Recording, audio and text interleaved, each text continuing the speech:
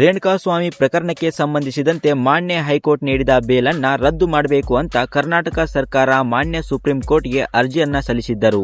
ಮೊನ್ನೆ ಆ ಕೇಸ್ ವಿಚಾರಣೆಗೆ ಸುಪ್ರೀಂ ಕೋರ್ಟ್ನಲ್ಲಿ ಬಂದಾಗ ಅಲ್ಲಿನ ಜಡ್ಜ್ ಹೈಕೋರ್ಟ್ ನೀಡಿದ ಬೇಲ್ ಮೇಲೆ ಅಸಮಾಧಾನ ವ್ಯಕ್ತಪಡಿಸಿದ್ದರು.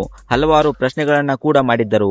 ಅದರಲ್ಲಿ ಆರೋಗ್ಯ ಸಮಸ್ಯೆಯಿಂದ ದರ್ಶನ್ ಅವರು ಬೇಲ್ ತಗೊಂಡು ಹೊರಗಡೆ ಬಂದು ಈಗ ಸಿನಿಮಾ ಶೂಟಿಂಗ್ ನಲ್ಲಿ ಭಾಗಿಯಾಗಿದ್ದಾರೆ ಅನ್ನೋ ಪ್ರಶ್ನೆಯನ್ನ ಕೂಡ ಮಾಡಿದ್ದರು.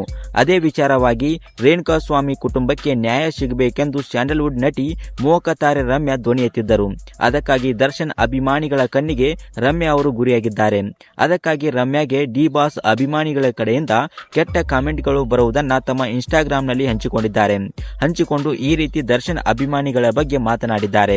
ರೇಣುಕಾಸ್ವಾಮಿ ಮಾಡಿದ ಸಂದೇಶಕ್ಕೂ ಈಗ ದರ್ಶನ್ ಅಭಿಮಾನಿಗಳು ಮಾಡುತ್ತಿರುವ ಸಂದೇಶಕ್ಕೂ ಯಾವುದೇ ವ್ಯತ್ಯಾಸವಿಲ್ಲ.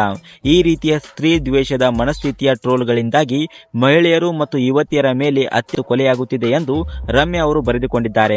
ಇದರ ಬಗ್ಗೆ ನಿಮ್ಮ ಅನಿಸಿಕೆ ಅಭಿಪ್ರಾಯವನ್ನ ತಪ್ಪದೆ ಕಮೆಂಟ್ ರೂಪದಲ್ಲಿ ತಿಳಿಸಿ. ಇನ್ನಷ್ಟು ಅಪ್ಡೇಟ್ಗಳಿಗಾಗಿ ನಮ್ಮ ಚಾನೆಲ್ ಅನ್ನು ಸಬ್ಸ್ಕ್ರೈಬ್ ಮಾಡಿ ಮತ್ತು ಪಕ್ಕದಲ್ಲಿ ಕಾಣುವ ಬೆಲ್ ಐಕಾನ್ ತಪ್ಪದೆ ಕ್ಲಿಕ್ ಮಾಡಿ.